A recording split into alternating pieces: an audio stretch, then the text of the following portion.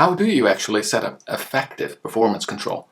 It's a really important topic and it can make or break your organization.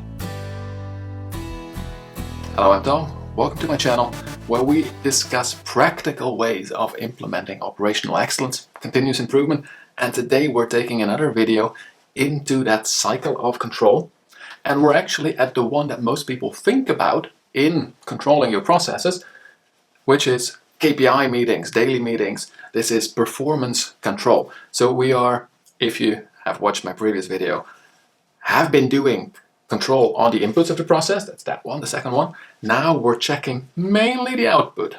Although, and we'll get into that a bit as well, there is a combo here because this is where we will be discussing that daily meeting, that shift handover, that weekly performance meeting. In those meetings, you need to include that process control from the previous video as well, because in this video, we will be mainly discussing how do you do that KPI style meeting, how do you check your performance, and how do you make a meeting out of that. Now, this is a huge topic. I will immediately say that. There is still, I just promised to also explain a KPI tree with an example again. That's part of it, will not really be in this video. There is a whole bunch of things on both process control and definitely also performance control that I just cannot deal with in about 20 minutes or so. But the core stuff that you need to know to make this performance control effective, let's go through that. And as I said, that is part of your cycle of control. So it means that we already did take into account that our people are trained, good skills management system. We're checking our processes, which is a lot of the input factors. And the next step will be problem solving. That will be important as well. That is what comes from this type of meeting. But how do you organize the meetings? If we have a typical sort of management structure, right? You've got a plant manager with a couple of department managers and then maybe areas. You have a hierarchy in your management structure. Well, the nice thing with your KPI meetings, your performance control, is that you should basically follow that same hierarchy, right? You should be organizing your meetings around those managers. That's what they're managing. So if you're thinking of, at the shop floor level, I would like my team leader to be checking what's happening in their team, to be checking cohesive lines, quality, output, all kinds of things like that. And they do that in, for instance, a daily meeting, a morning meeting, something like that, or even a shift meeting. And for that, they have themselves, but they also have people reporting into them, right? That's the whole idea of a meeting. So there's a bunch of people reporting there. This could be the senior operators of your lines, maybe somebody from the maintenance department is reporting on stuff. You can have some support people in there. Maybe there's also a maintenance planner who just helps you. Maybe the CI manager is part of these meetings more as a facilitator. All possible. But the important part is we've got reporting people towards the responsible, or actually the accountable person for the performance of this department, which is that team lead or department manager. Now they, at a less frequent basis, often, next level will sort of be your daily meeting, have to report into their manager. And their manager, they have their own meeting where it's them plus, again, a couple of support people as well, right? There's some support, there's maybe a third department, but this here, team lead, is reporting the KPIs that they are responsible for to that higher up manager who is accountable for the results defined on that level. And they also report in higher up. So basically, every time you see that little fork in your hierarchy, that is probably where you want to have a performance meeting take place on a frequent basis, especially if we're talking operations. So when you look at your hierarchy, also look at your meetings. If the plant manager is attending all of these low-level shop floor meetings, probably something's wrong, right? Maybe it's needed for now. Okay, they're welcome, right? They're welcome to bump in from time to time, but not every meeting. If they're there almost every meeting, why? right? Is there something wrong in the information stream? Can these people not lead meetings? If so, fix it, right? So it's okay to coach. Absolutely, please, managers, go down to the shop floor meetings as well from time to time as a coach to those leaders. But don't take that role. Important first part.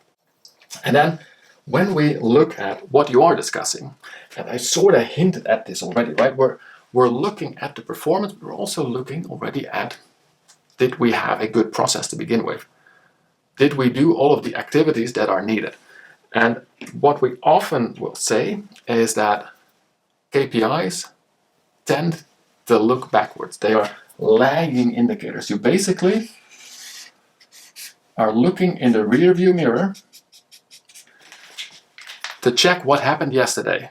Did we meet our targets? Did we make our volumes? How much quality waste did we make? Super important because they are the real performance indicators. Performance is made.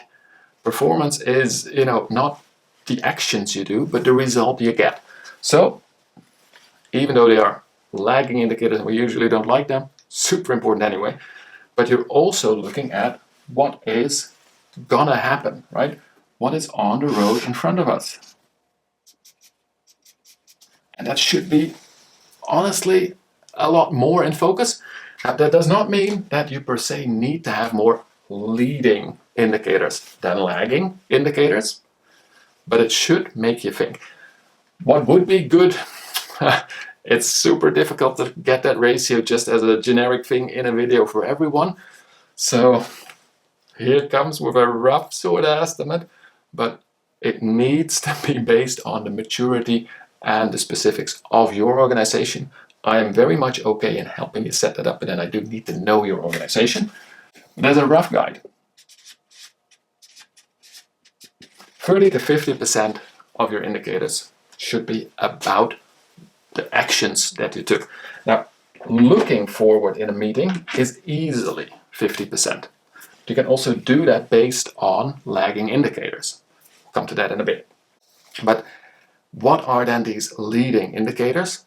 Well, they are the sort of basic stuff like, did we clean everything? Did we check our settings and are they indeed correct?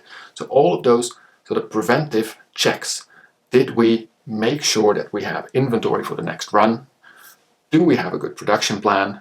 Have we got all the people? These are all things. So if you see that you're a couple hours into your shift and then it's like, okay, well, we don't have enough people, it's already a lagging indicator, right? But you can look forward on the plan with the people that we know they're sick today, probably sick tomorrow, but even not really looking at that, with the personnel plan that we have for the next shift, for tomorrow, for next week, and the production plan, does it match? Do we have the ingredients? Do we have everything? But also, did we do the maintenance? Did we do all the preventive inspections?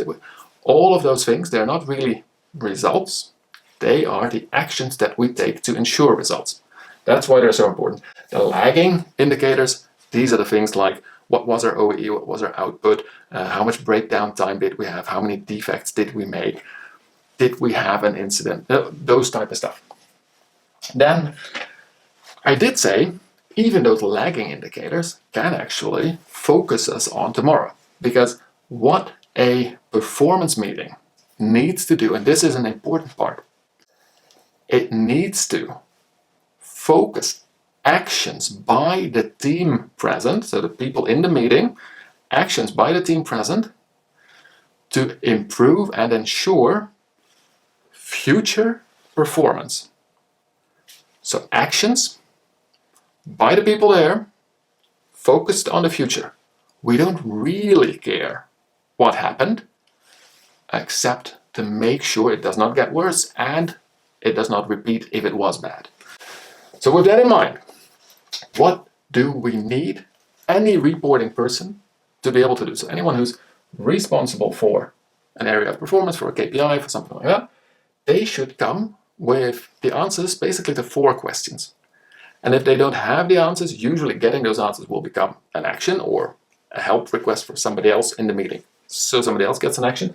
And any chair of a meeting should really be sharp on this one. This is what I call the performance script. So first off, we need to know what was actually the deviation we're talking about. We are mainly talking about deviations, right? Either a deviation in performance of poor or super good performance, or we didn't do some of those actions that we know are needed to ensure performance. So let's fix that, right? So what is the actual deviation?